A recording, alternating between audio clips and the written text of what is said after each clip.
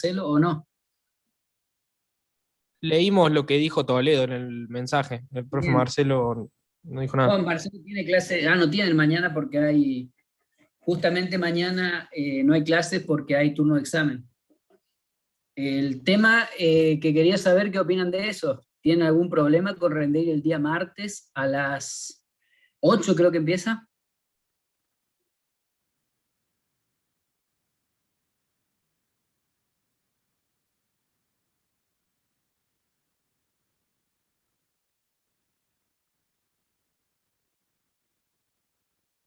Hay un tema con el parcial del horario de clase que venimos tomando uno solo para todas las comisiones, de esa forma logramos nosotros que toda la materia se encuentre alineada con respecto al contenido y a dónde vamos llegando. O sea, fue una forma de coordinar la materia, por eso tomamos un solo examen a todos.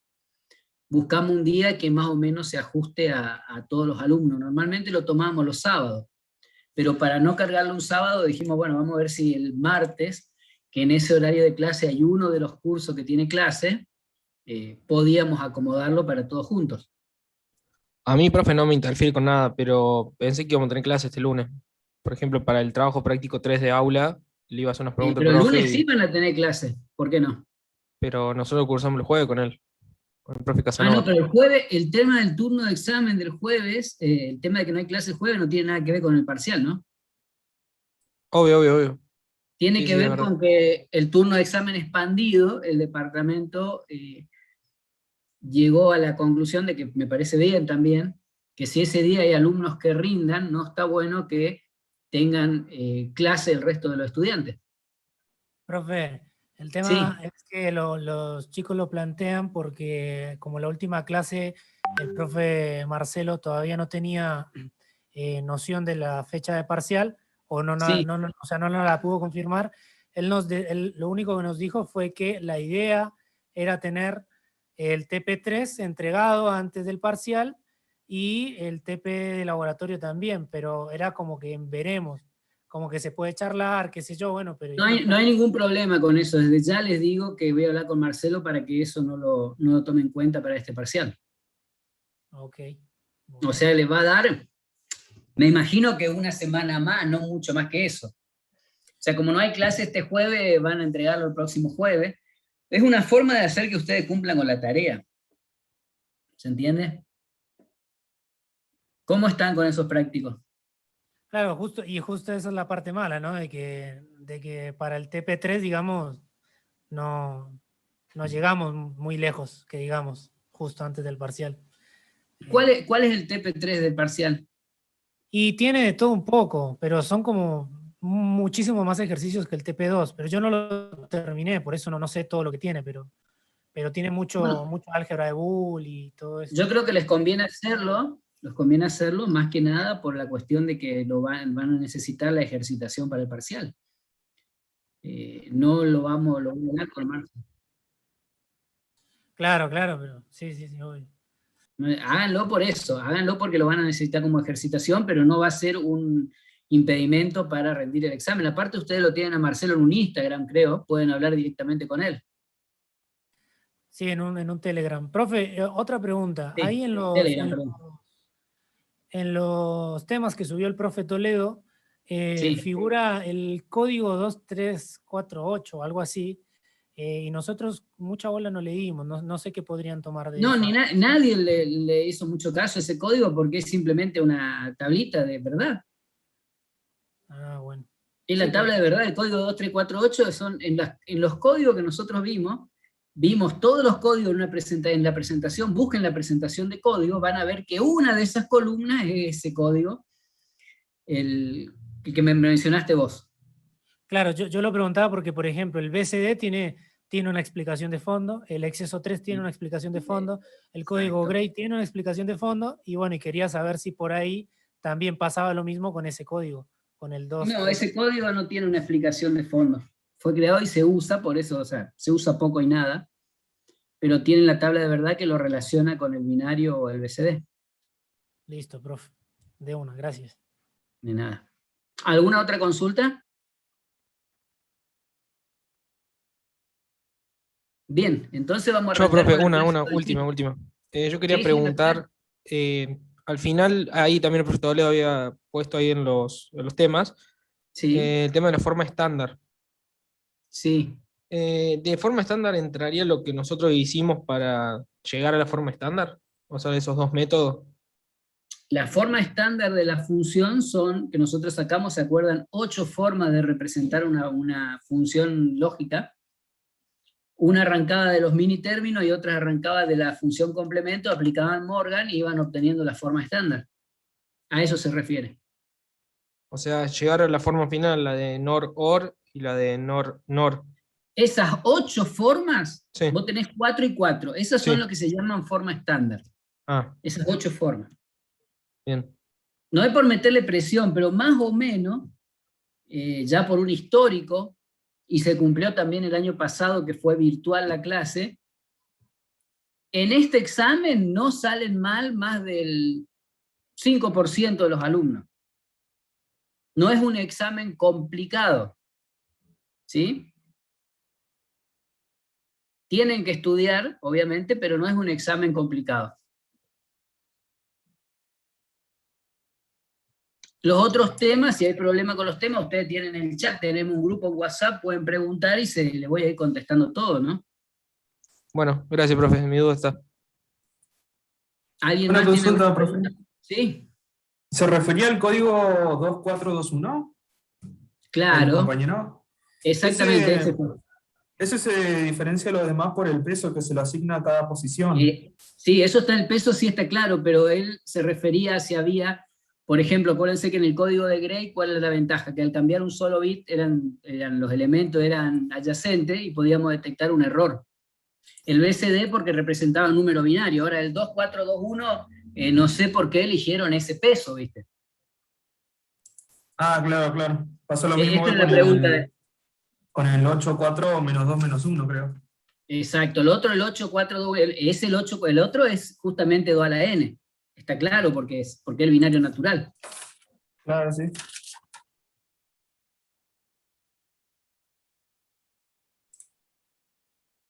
Listo. Vamos Profe, a entonces, ¿el examen es el próximo martes? el próximo martes a las 20 horas. Listo, gracias. Bien, ahí hay un video que hizo Sergio Olmedo que indica cómo matricularse al aula del examen. Háganlo lo antes posible para que si surge algún problema tengamos tiempo de solucionarlo. No lo van a hacer el martes a las 7 de la tarde, ¿no? Buenísimo, profe. Quedan avisados, porque capaz que el martes a las 7 de la tarde nadie le conteste. Bueno. Vamos ahora a terminar el tema que empezamos en la clase anterior.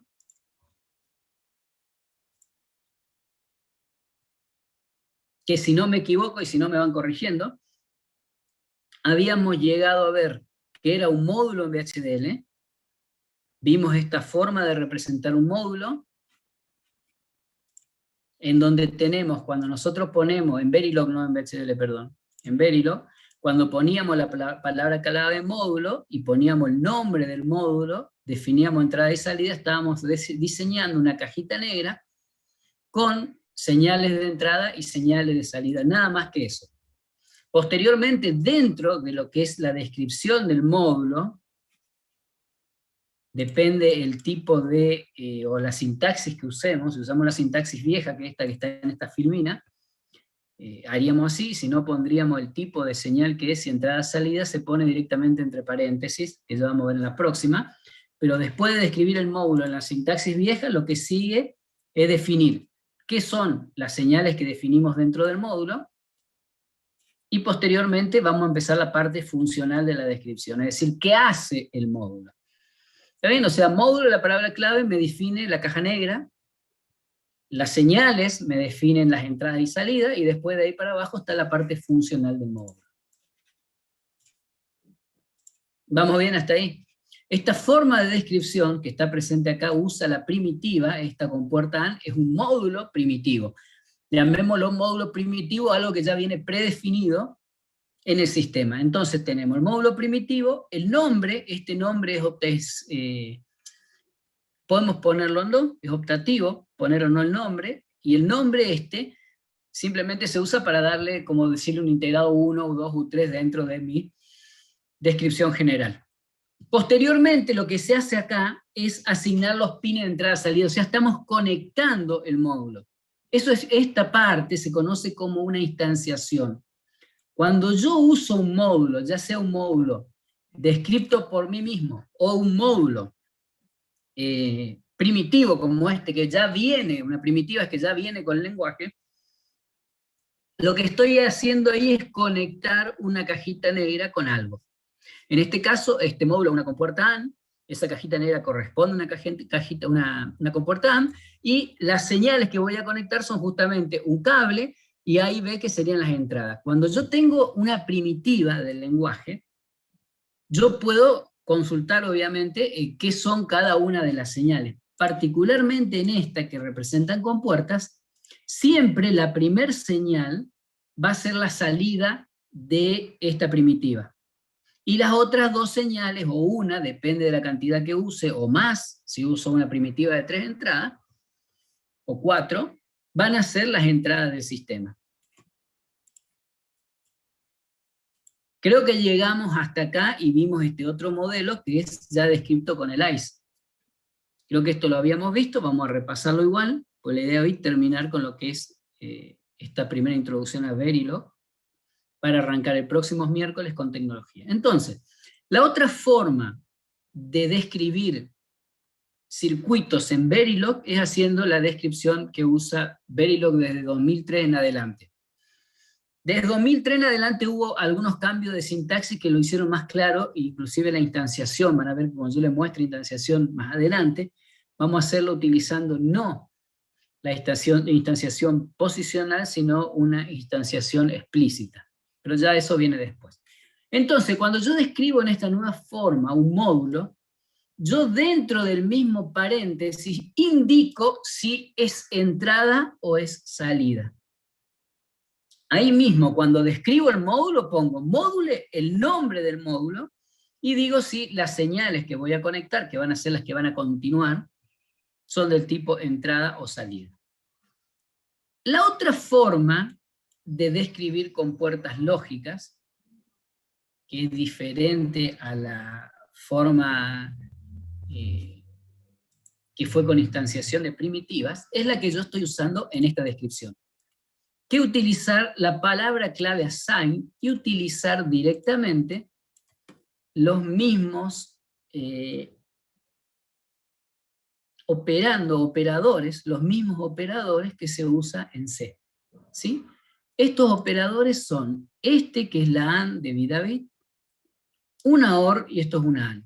En esto estoy describiendo, digo, C va a ser igual a B a A. Vengo acá y veo C y vengo que es A y es B. Y esto lo estoy diciendo con esta palabra. Cuando yo describo este componente dentro del ICE y lo sintetizo, el resultado de esa síntesis es este circuito que está acá al lado. ¿Sí? Este circuito que está acá. ¿Está bien? Donde estas son las patitas que pueden o no conectarse afuera del circuito en sí mismo. Pueden ser o no patitas del integrado. ¿Preguntas hasta acá?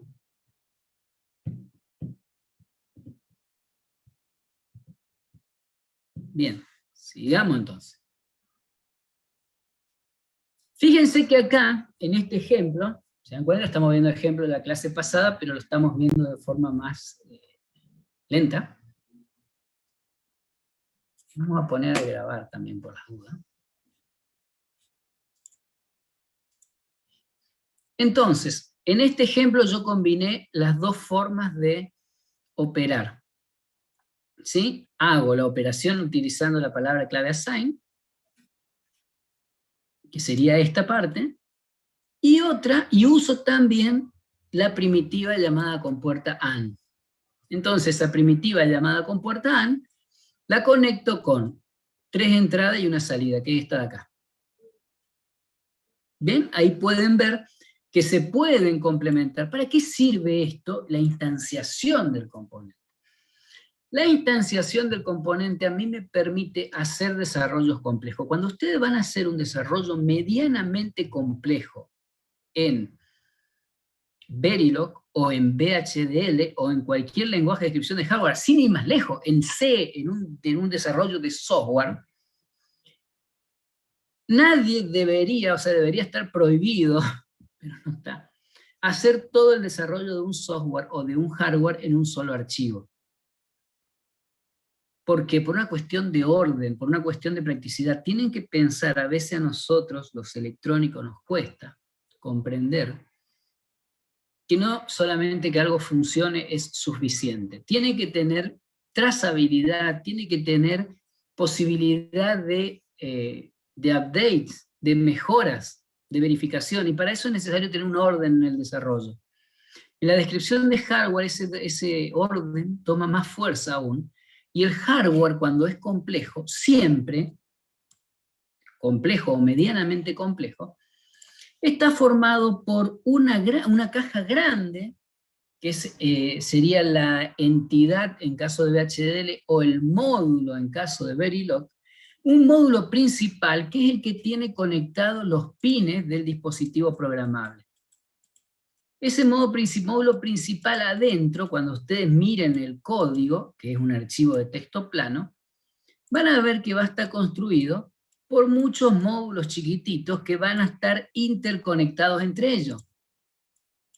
Esa es la forma de hacer un desarrollo serio con cualquier lenguaje de descripción de hardware, y si hablamos en programación, son los archivos .c que conforman su proyecto. De esa forma, como en programación ustedes separan funciones que realizan una determinada tarea y los ponen en un solo archivo, también en descripción de hardware, cada cajita desempeña una determinada tarea que es probada, que es validada y que es guardada. El archivo de texto es guardado, y yo la puedo usar desde un archivo de orden superior. ¿Sí? Hay una sola gran diferencia entre descripción de hardware y software. Cuando hacen ustedes una función en software de programación en C, cualquiera sea ella, ustedes cuando la usan de nuevo sigue funcionando. Si ustedes describen algo en hardware, la prueban y anda perfecto en hardware, lo guardan, después lo traen a su proyecto, lo prueban y no anda. ¿Sí? Porque en realidad cada vez que lo meten en su proyecto se tiene que volver a sintetizar, pero ya tienen un camino un poquito más corto. Bien, ¿preguntas hasta acá?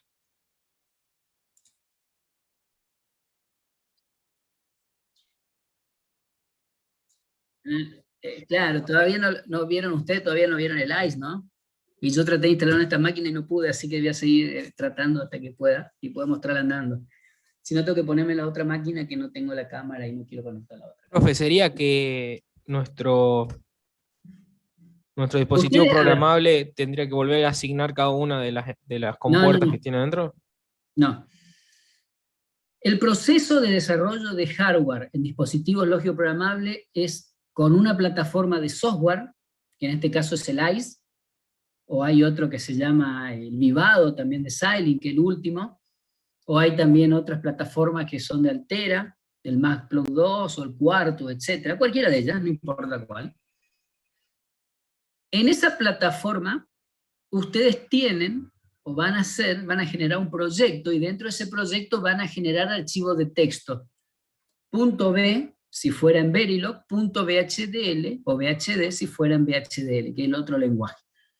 Esos archivos de texto van a tener la descripción escrita de su dispositivo. Por ejemplo, este que está acá, en la filmina. Esto es un archivo de texto, un .b. Un .b corta porque es Verilog, ¿sí? Este es el archivo de texto. Lo guardé en .b. Ahí empieza el trabajo de la plataforma de software. Ahí es donde yo voy a poner que sintetice, así se llama el paso que hay desde este archivo de texto hasta una descripción, hasta una configuración del hardware. Esa síntesis genera un archivo intermedio que tiene cómo esto que ustedes escribieron se hace adentro del CPLD o la FPGA. Aún no terminó, ¿no?, el proceso, un archivo intermedio. O sea, de acá lo llevamos a algo que se llama la síntesis, ¿sí? Esa síntesis aún no es el archivo que voy a cargar al dispositivo programable. A esa síntesis, después, la misma herramienta lo pasa por otro proceso que se llama el placement, o ubicación. Es decir, agarra esa síntesis que dice qué compuertas usa, y qué valores tienen esas compuertas, o sea, qué compuerta es, agarra y lo ubica dentro del hardware que está puesto en el dispositivo programable, lo pone donde va, ¿sí? O sea, si el dispositivo programable es este, dice, bueno, cuando hago el placement, yo agarro lo que dice la síntesis y lo voy a poner en los lugares que tengo predefinido en el dispositivo programable. Porque el dispositivo programable tiene elementos fijos. Yo le voy a dar el uso que necesito, lo hace automáticamente la herramienta. Terminado ese placement, existe otro proceso que se llama el root, el ruteo. Es cuando yo conecto todos los elementos uno con otros y a la salida de los pines del CPLD. Y acá cuando hago el root, o sea, place and root, termino el root, voy a tener el archivo, el bitstream, que voy a transferírselo al dispositivo programable. Y ahí concluyo la etapa de desarrollo. Entonces, ¿a qué me refería yo con lo de la síntesis? Si yo hice una descripción como esta, cuando yo la uso como módulo, esa descripción se mete adentro de otra descripción como esta. Puede ser que mi descripción inicial funcionó bien, pero cuando yo hago el place and root, se me genera la incompatibilidad de tiempo que haga que no funcione correctamente. A eso me refiero. Porque no es software. Esto es hardware. Entonces, la conexión entre las distintas celdas, o sea, el place and root, es crítico. Entonces, a veces tienen que trabajarlo un poquito más. Pero ya teniendo hardware descrito, es mucho más fácil de que todo funcione. ¿Se entendió? Después lo van a hacer al proceso en el ICE de todas formas, pero la idea de esto es que más o menos se vaya comprendiendo cómo es. Porque no existe como en programación una lista de instrucciones que simplemente es usarla, como el compilador de software. El compilador de hardware tiene funciones lógicas que implementar.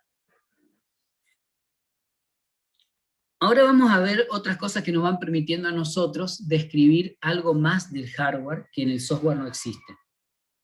Hasta ahora, esto se va a complementar bien cuando veamos próximamente tecnología, ¿sí? Nosotros las compuertas lógicas que hacíamos, por ejemplo, hacíamos esta compuertita que está acá, y si yo cambiaba A y B, esta salida cambiaba de forma inmediata, ¿sí? Y esa salida cambiaba esta, y todo esto cambiaba al mismo tiempo. En la realidad no sucede así. Para poder hacer esta operación, o sea, para que esto responda acá, para que esto responda acá, que responda acá, todo esto lleva tiempo. Y esos tiempos, cuando los sistemas son medianamente complejos, pueden hacer que el sistema no funcione, que deje de funcionar. Por lo tanto, es importante poder modelar los sistemas con los tiempos que estamos hablando. O sea, para poder ver qué salidas se generan realmente en estos sistemas. Para eso, Verilog provee de esta instrucción, que no es una instrucción, sino una forma de escribir, ¿sí? Que es el numeral y un número. Eso hace que las instrucciones tarden, ¿sí? Por ejemplo, esta instrucción que está acá, de esta AND, vamos a dibujarla por acá, aunque quede un poquito fiera la AND. ¿Sí? Vamos a suponer que esto sea A, esto sea B y esto es W1. ¿Qué me dice esa instrucción? Vamos a suponer que estamos en el dibujo acá. Tac, tac, acá vamos a poner W1, vamos a poner A acá y B acá. Vamos a suponer que los dos estaban en 0, acá subió B y acá subió A, en este punto.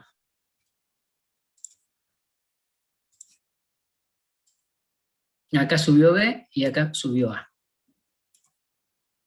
La salida G1 va a tardar, según lo que dice esto, 30, vamos a ver qué es ese 30, Pero vamos a suponer que mi VHDL o mi Verilog estaba configurado para trabajar con una escala de 1 nano, entonces está indicando que son 30 nanosegundos. 30 nanosegundos después, recién va a responder W, donde esta distancia de tiempo de la respuesta es esta distancia de tiempo que está explicitado acá. ¿Se entendió?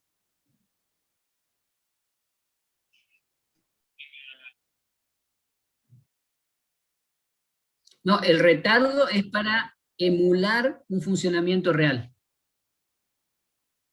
Porque lo que pasa en la realidad es que tienen retardo. Entonces, ¿sí?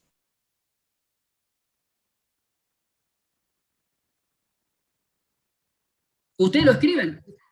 Usted...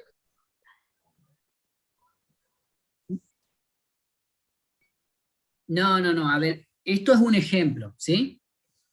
Esto todavía es un ejemplo. ¿Y el G1 de dónde sale? El G1, bueno, el G1 es un nombre que vos le pones a la instanciación de la compuerta. ¿Vieron? Cuando yo le expliqué acá arriba, acá, esto es una primitiva, ¿se acuerdan? Que les dije, es decir, la función AND. Este nombre que ustedes van a poner acá, es un nombre que ustedes pueden poner el nombre que quieren, pueden poner U1, U2, cualquier cosa, es un nombre, como, a ver, ¿a ustedes hicieron algún circuito en algún momento? Creo que en representación de datos hicieron algo. Vieron que cuando ustedes hacen un circuito, hay una resistencia y le ponen R1, otra resistencia más le ponen R2, y a otra resistencia le ponen R3, como para darle una identificación. Bueno, esa es una identificación nomás. Es lo mismo. Es la identificación de eso. Entonces, volviendo a nuestro dibujito de más abajo.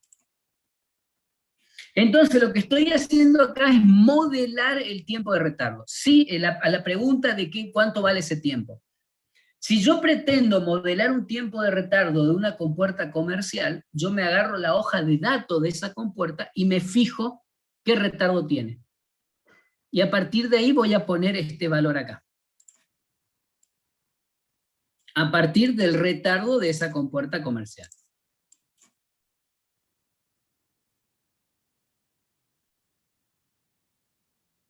Sí, sí. En el tema de VHDL no te hace falta, o sea, en el tema de la descripción de hardware no te hace falta, porque cuando vos simulás en el simulador de la herramienta para desarrollo, el simulador te va incluyendo los retardos reales que tiene la compuerta. Esos datos los tiene el simulador. ¿Está? ¿Alguna otra pregunta? Bien, sigamos entonces. Fíjense que acá tengo otro ejemplito que tiene que ver con el test bench. Y eso es un tema también para charlar. El test bench significa banco de trabajo. ¿Qué sucede?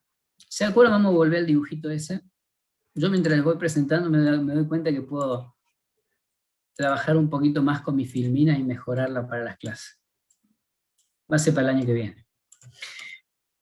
El test bench, yo puedo hacer un circuito complejo en una FPGA o en un CPLD, que tenga muchas conexiones y que haga un montón de cosas, ¿sí? Y están en las patitas de salida de mi circuito. Yo agarro, lo hago al circuito, se lo transfiero al CPLD y no anda. Puede suceder que no anda. Yo no tengo forma de ir a medir, por algún mecanismo, qué pasa acá. No hay. No puedo meter un tester, un osciloscopio, nada dentro de un dispositivo programable. Lo único que tengo para validar el funcionamiento del dispositivo programable es la simulación. Y es por eso que la simulación es tan importante en la lógica programable. Es tan importante que es el único método que tengo para validar un sistema complejo, porque en la realidad no puedo contemplar todas las posibilidades. Sin embargo, con los test bench, que es la herramienta de prueba, puedo hacer lo que se denomina code coverage de un 100%, es decir, probar todas las opciones que están presentes en mi código. El test bench, para que lo tengan, para que se puedan imaginar cómo es algo como esto, una caja más grande, en donde mi módulo que quiero probar pasa a ser un dispositivo instanciado.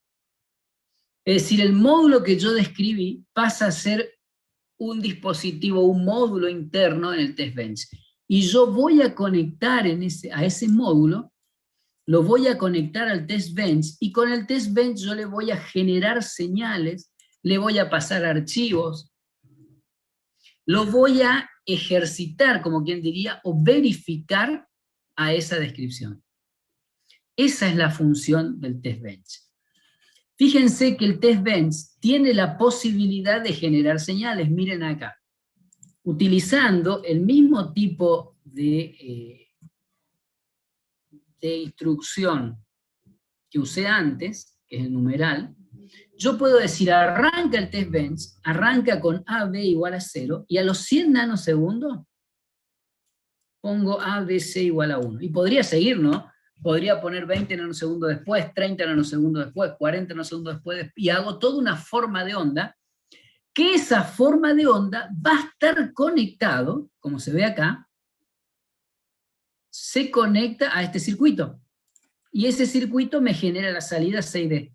Esta salida que ustedes están viendo acá, son las salidas de este circuito. De ese circuito que en algún lado se describió. Ese circuito fue descrito como un módulo, simple circuit prop delay M1, delay, se llama M1, y es ABCD. Ese módulo es el que yo voy a probar con el test bench. El test bench tiene la capacidad de probar el circuito en simulación behavioral, que es simplemente interpretar el Verilog, post-síntesis, después de la síntesis, y post-place and route, es decir, después de todo el proceso y probarlo tal cual se va a presentar en la realidad. Una cosa muy interesante que tienen los test bench y la herramienta de simulación es que permiten ver adentro del circuito. Ustedes pueden graficar una forma de onda y ver señales internas en el circuito.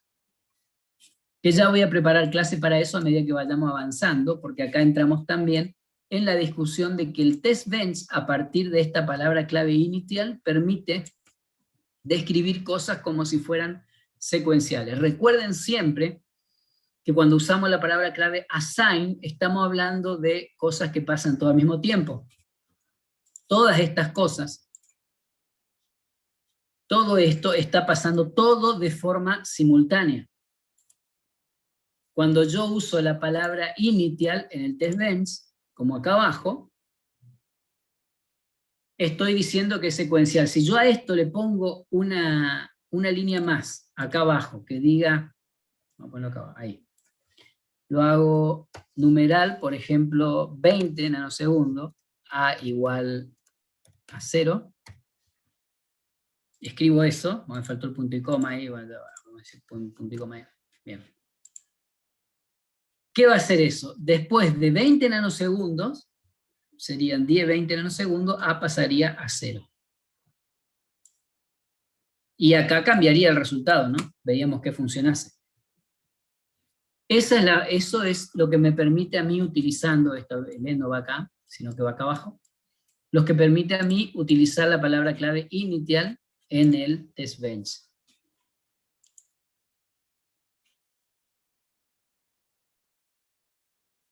Bueno, esto más que nada es para ver cómo se modelan las funciones y ver la parte de los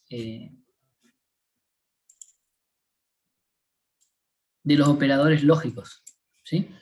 Que hay dos tipos de operadores lógicos. Por un lado tenemos los de bit, porque es como queda como medio rengo, está presentado como está hecho en el Morris Nano. Porque ustedes pueden definir dentro de Verilog vectores, ¿sí? Directamente, en lugar de definir una sola entrada, pueden definir un vector de entrada de n bits.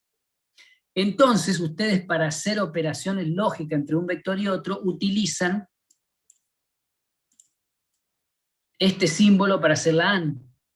Si ustedes utilizan el doble símbolo, el resultado de salida de esa operación lógica es un solo bit. En cambio, si usan un solo símbolo, el resultado de salida va a ser la misma cantidad de bit que tiene el vector. Por eso, los operadores lógicos se separan, por un lado, los operadores entre bits, que está acá simplemente para que lo tengan a mano, ¿sí? Que son lo mismo que una compuerta lógica. Si tengo un vector de 4 bits y otro de 4 bits, y pongo Esta compuerta AND se hace la AND entre bit y bit, y la salida va a ser un vector de 4 bits. En cambio, si lo que yo uso son este tipo de operadores, estoy haciendo una operación lógica y no de bits. Es decir, estoy viendo si las dos entradas son verdaderas, después puedo preguntar si son iguales, y la salida es un solo bit. Esa es la diferencia entre los tipos de operadores. Los lógicos normalmente se usan dentro de las instrucciones condicionales, que todavía no vieron, pero están presentados acá, y los lógicos se usan dentro de la descripción del funcionamiento del hardware. Lo último que nos queda por ver es la instanciación que ya estuvimos viendo, ¿no es cierto?, de cómo se instancia un componente. Acá tenemos, por ejemplo, la descripción de un componente. Este componente que está acá describe un componente a través del uso de lo que es una tabla de verdad.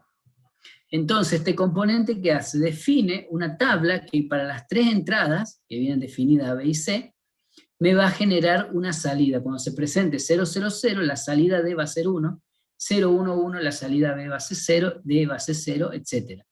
Yo así describo este componente, y después cuando lo quiero usar, ahí es donde entra la palabra instanciación, lo hago de esta forma. Tengo la primitiva, el nombre. Entonces, hago lo que ya vimos, voy a poner UDP 02467, tac, ahí ya sabe mi sistema que va a usar ese módulo. Y acá puedo o no poner un nombre, que era la pregunta que hicieron hoy, puedo o no ir el nombre ahí, puedo o no lo quise usar. Y después lo que voy a poner son las señales de mi módulo principal que van conectados a ese módulo. Es decir, esta señal A, esta señal E va a ir conectada a la D del módulo instanciado. El A a la A, el B a la B y el C a la C. Pero yo este ABC podría haberlo llamado de cualquier forma, X1, X2, X3, no importa. Como estoy haciendo una instanciación posicional, cada una de estas señales, según el orden que vaya apareciendo, es cómo se va a ir conectando con el dispositivo. Lo que hice ahí yo fue esto, agarré una cajita un poquito más grande, que se llama Circuit With, este es el nombre que va acá, Circuit With UDP, lo que sea, que tiene, según la descripción, tiene 2 salidas, E y F, y tiene 4 entradas, A, B, C y D.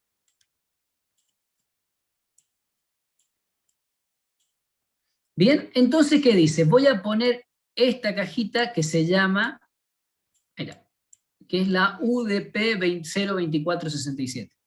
Y le voy a conectar A, le voy a conectar B, y le voy a conectar C. Y voy a sacar E. Y además voy a usar esta E para hacer una compuerta AND junto con F, con D, y lo voy a sacar por F. Entonces, esto que está acá es lo que yo definí en este módulo. Ese módulo puede estar en un archivo externo a mi actual archivo de texto. Puede estar en cualquier lado.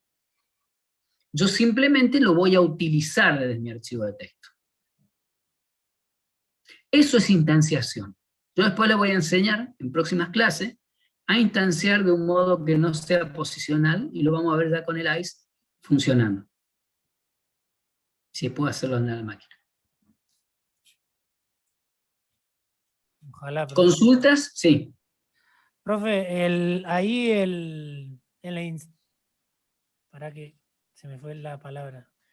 Sí, la instanciación. Instanciación. ¿No? La instanciación. Instanciación. Ahí que sí. pone entre paréntesis el EABC. El E lo toma como la salida ya porque se ha dicho que antes iba a ser salida, ¿no? Lo toma como salida porque estás usando la forma posicional, porque acá no indicas nada, y fíjate que la primera señal del dispositivo es la salida. ¿Ves? Acá arriba. Claro, ahí por eso lo toma como salida. Ahí va. Sí. ¿Cómo, profe, puede explicar eso? Hay una fosa. ¿Cómo? ¿Puede volver a explicar eso? Sí. Sí, sí. A ver, hay dos formas de interciar componentes. Esta es la forma que no me gusta, pero es la que tiene el Morris Nano en principio y vamos a estudiarla igual. Que es la ubicación posicional. Quiere decir que según como yo escriba la posición de las variables en el momento de la instanciación, se van a asignar al módulo cuando fue definido, es decir, acá. Entonces, la primera variable es la E. Si yo vengo con la primera variable E y me fijo en el módulo, voy a ver que la primera variable en el módulo es la D. Y la D es una salida. La otra variable es una A, y acá es una A, bueno, acá coinciden que las otras son todas entradas. Cuando es posicional, se respeta la posición en cómo fue definido en el módulo.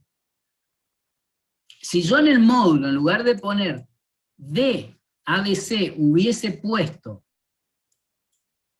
A, B, C y D, la salida hubiese sido la letra C.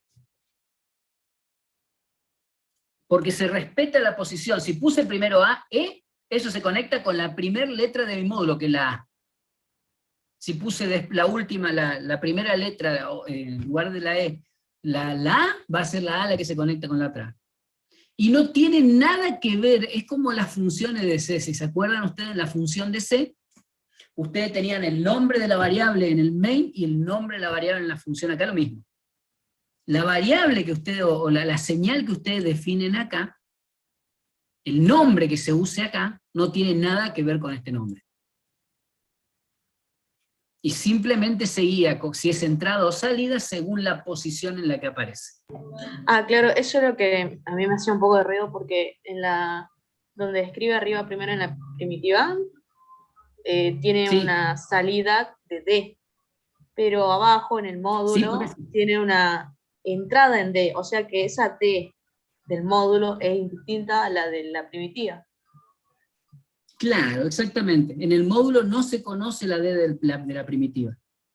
Ah, bien, ese era mi... ¿Está bien? ¿Está perfecto? Distingue Justamente las preguntas son para sacarse mayúscula. este tipo. ¿Cómo? Si yo declaro Yo algo en creo que mayúscula, Verilog sí, habría que verlo. No, pero no tiene nada que ver, ¿no es cierto? Vamos de nuevo, el nombre esto no lo conoce este de acá. Esto no lo conoce esto. Lo escriben así porque lo escriben así. Yo no me acuerdo, la verdad que no me acuerdo. Lo de la si es primitiva o no es sensible. como la descripción de un módulo que tiene lo que sería la caja negra, que sería distinto a lo que sería una AND, Exacto. como que sería la descripción de una mini caja negra que hay en la caja negra grande. Exacto. Y vos lo usás después directamente en el módulo principal. Y si fijan el gráfico, aunque se ve chiquito acá, el módulo principal entra con una letra D, que no importa qué valor tenga, perdón, una E, con una A, que podría haber sido otro nombre. Y acá adentro esa D se va a convertir en esto. Y esta A se va a convertir en esto. Y esto se va a convertir en esto. O sea, este módulo de acá no conoce el nombre de las variables acá adentro. Y no tiene nada que ver, no se mezclan los nombres. Es propio del módulo interno de este, es como si fuera un objeto. El módulo este maneja sus propios nombres. Y este maneja sus propios nombres. Que estos son los que se conectan acá. Esta forma, que es la posicional, no da mucha información, más allá que la posición del módulo. En cambio, el otro método sí les va a dar más información. Decir a dónde conectar. Por ahora se conecta por posición.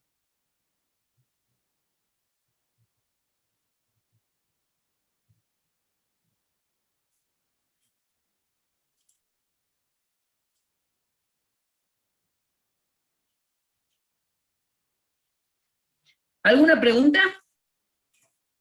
¿Quedó alguna cosita más por ver? A ver, le voy a responder bien. Vamos a hacer una cosa fácil. Un segundo.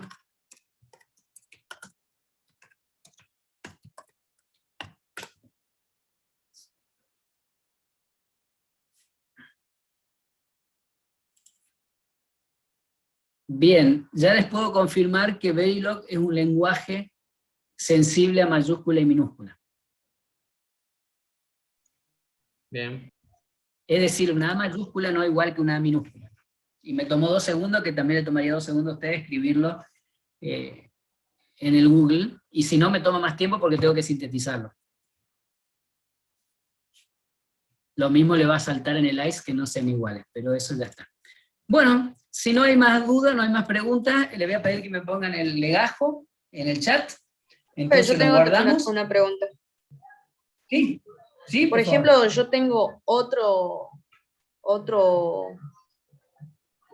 otra primitiva. Y ahí Sí. le escribo, lo describo a esa primitiva y le pongo la misma letra como A, B, C, D. Ya tenemos estas dos primitivas, ¿sí? Sí, y yo... ¿Estás viendo la pantalla ahí? Sí, sí, Vos sí. pusiste acá, por ejemplo, AB, vamos a 2 letras nomás, vamos a ABC. Y El acá otro módulo volviste a también hablar puede tener ABC. ABCD. Solamente cambiaría No la tiene parte ningún que lo problema. llamo a esa primitiva. Y le hago la Claro, cuando posición lo de la... conectás. Ajá. Y ahí cuando le paso la posición de lo que quiero que tenga su Es entrada. más, podés conectar esta con esta, Y esa con la salida. y esta con esta, por ejemplo, a través Claro. de un wire. Ajá. No hay ninguna Bien. restricción. Bien, esa era mi consulta, profe. Perfecto. Profe, no sé si ya dijo, pero la clase que viene tenemos el parcial, o sea, la semana que viene. ¿Tenemos clase igual? Estuvimos como hablando como 20 minutos el martes. El martes no tienen clase ustedes. No. Pero tenemos el parcial el martes. Por eso. Sí, O sea pero que clase el sí tenemos miércoles van a clase. tener igual. Bien. Y yo creo que sí. Y la otra Después, si era quieren tomar el día. que lo que dio hoy entra. Lo que entra es la descripción de las compuertas, sí entra, o puede aparecer una pregunta de Verilog. Habrá estado en el temario que le pasó Toledo, pero sí entra la descripción simple, o sea, las compuertas AND, la OR, eso sí tienen que saber lo que significa un delay. Creo que Bien. no figura eso en el temario, profe, lo que es Verilog. Pero por la duda, sépanlo, no basta de más. Aquellos que no han puesto el legajo todavía en el chat, por favor, complétenlo, ¿sí?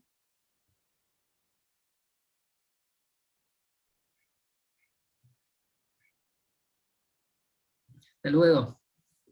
Tengo como 5 nomás que han puesto el legajo en el chat. Chao, No, profe. están todos fáciles.